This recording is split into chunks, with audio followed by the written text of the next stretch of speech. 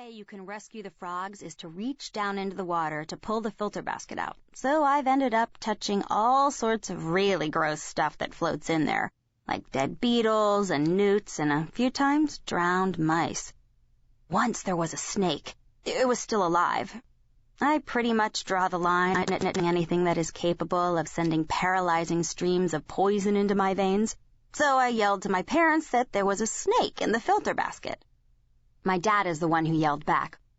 So, what do you want me to do about it? Get it out, I said. Oh, no way, my dad said. I'm not touching any snake. My parents aren't like other parents. For one thing, other people's parents actually leave the house to go to work. Some of them are gone for as many as 45 hours a week, I've heard. Not mine. Mine are home all the time. They never leave. They're always in their at-home offices writing or reading. Practically the only time they come out of their offices is to watch Jeopardy, and then they yell out the answers at each other. No one else's parents know all the answers to Jeopardy, or yell them out if they do. I know. I've been to Nancy's house and seen the evidence for myself. Her parents watch Entertainment Tonight after dinner, like normal people.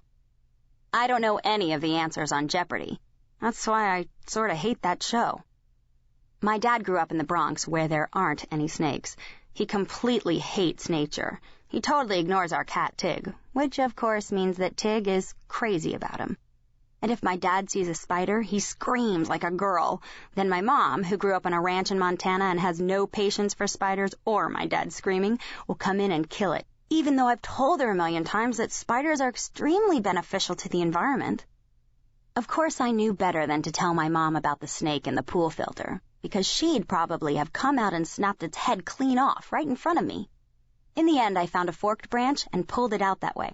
I let it go in the woodsy area behind the house we're renting, even though the snake didn't turn out to be that scary once I finally got the guts to save it. I kind of hope it doesn't come back. There's other stuff you have to do if you have your own pool, besides clean out the filter baskets. You have to vacuum the pool floor. This is kind of fun, and you have to test the water all the time for chlorine and pH. I like testing the water. I do it a few times a day. You put water in these little test tubes and then add a couple drops of this stuff, and then if the water in the test tubes turns the wrong color, you have to drop some powder into the filter baskets. It's a lot like chemistry, only better, because when you're done, instead of a stinky mess like the kind I always ended up with last year in chem class, you get beautiful clear blue water. I spent most of the summer that we moved to Annapolis messing around with the pool. I say messing around with. My brother Jeff, he left for his first year of college the second week in August, put it a different way. He said I was acting like a freak about it. Ellie, he said to me so many times I lost count, relax. You don't need to be doing this. We've got a contract with a pool company. They come every week. Let them do it. But the pool guy doesn't really care about the pool. I mean, he's just doing it for the money. He doesn't see the beauty of it. I'm pretty sure. But I guess I can see where Jeff was coming from. I mean, the pool did sort of start taking up a lot of my time. When I wasn't cleaning it, I was floating on top of the water on one of these inflatable rafts I made my mom and dad buy for us over at the Wawa. That's the name of the gas stations here in Maryland. Wawas. I don't have any Wawas back home in Minnesota. Just like Mobiles and Exxons or whatever. Anyway, we filled them up at the Wawa too. The rafts. With the air hose meant for people to use on their tires, even though you aren't supposed to use an air hose to fill a raft. It says so, right on the raft. But when Jeff pointed this out to my dad, he just went, "Who cares?" and filled them up anyway. And nothing bad happened. I tried to keep the same routine going for the whole summer.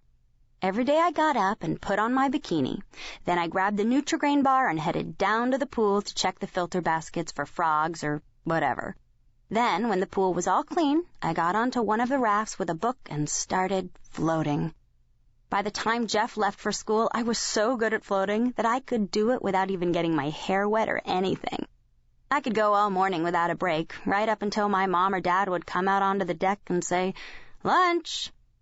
Then I'd go inside, and Mom and Dad and I would have peanut butter and jelly, if I was the one cooking that day, or Ribs from Red Hot and Blue down the road if it was one of my parents' turns, on account of them both being too busy writing books to cook. Then I'd go back out to the pool until my mom or dad came out and said, "Dinner!"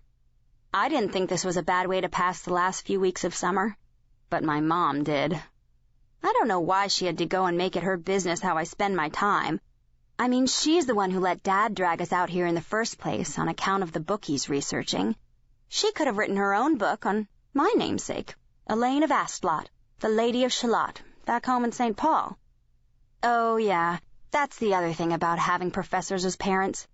They name you after totally random authors, like poor Jeff, after Geoffrey Chaucer, or characters from literature such as the Lady of Shalott, a.k.a. Lady Elaine, who killed herself because Sir Lancelot liked Queen Guinevere. You know, the one Keira Knightley played in that King Arthur movie, better than he liked her.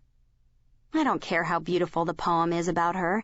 It's not exactly cool to be named after someone who killed herself over a guy.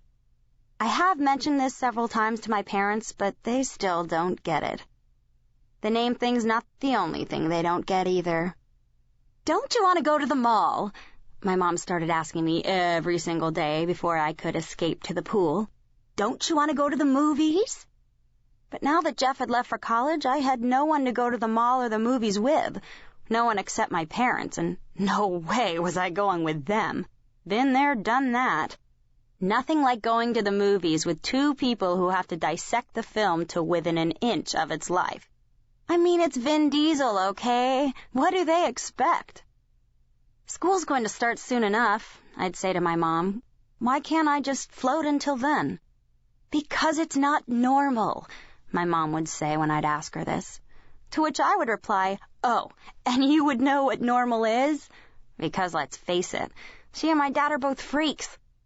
But she wouldn't even get mad. She'd just shake her head and say, "I know what normal behavior for a teenage girl is, and floating in that pool by yourself all day is not it." I thought this was unnecessarily harsh. There's nothing wrong with floating. It's actually pretty fun. You can lie there and read, or if your book gets boring or you finish it and are too lazy to go inside and get a new one or whatever, you can watch the way the sunlight reflects off the water onto the backs of the leaves of the trees above you. And you can listen to the birds and cicadas, and off in the distance the rat-tat boom of gunnery practice down at the Naval Academy. We saw them sometimes, the middies, or midshipmen, as they preferred to be called, the student officers, in their spotless white uniforms, walking in pairs downtown whenever my parents and I went to buy a new book for me to read and coffee for them at Hard Bean Coffee and Booksellers. My dad would point and say, "Look, Ellie, sailors." Which isn't that weird, really. I guess he was trying to make girl talk. You know, because I can't get any of that from my mom, the spider killer. I guess I was supposed to think the middies were cute or something, but I wasn't going to talk about cute guys with my dad. I mean, I appreciated the effort and all, but in a way it was just as bad as Mom's, "Why don't you let me take you to the mall?" thing. And it's not like my dad spent his days doing anything all that exciting. The book he's writing is even worse than Mom's on the boredom barometer, because his is about a sword. A sword! It isn't even a pretty sword with jewels or gold or anything. It's all old and has these rust spots and isn't worth a dime. I know, because the National Gallery over in D.C. let my dad bring it home so he could study it closer. That's why we moved here, so he can look at this sword up close. It's sitting in his office. Well, the office of the professor whose house we're renting while he's in England on his own sabbatical, probably studying something even more worthless than my dad's sword. Museums let you borrow stuff and bring it home if it's of academic interest. In other words, not worth anything. And if you're a professor. I don't know why my parents had to choose medieval times as their field of study. It's the most boring era of all, except possibly prehistoric times. I know I'm in the minority in thinking this, but that's because most people have this really messed up idea about what things were like in the Middle Ages. Most people think it was like what they show in the movies and on TV. You know, women floating around in pointy hats and pretty dresses saying, "thee" and "thou," and knights thundering up to save the day. But when your parents are medievalists, you learn at a pretty early age that things weren't like that.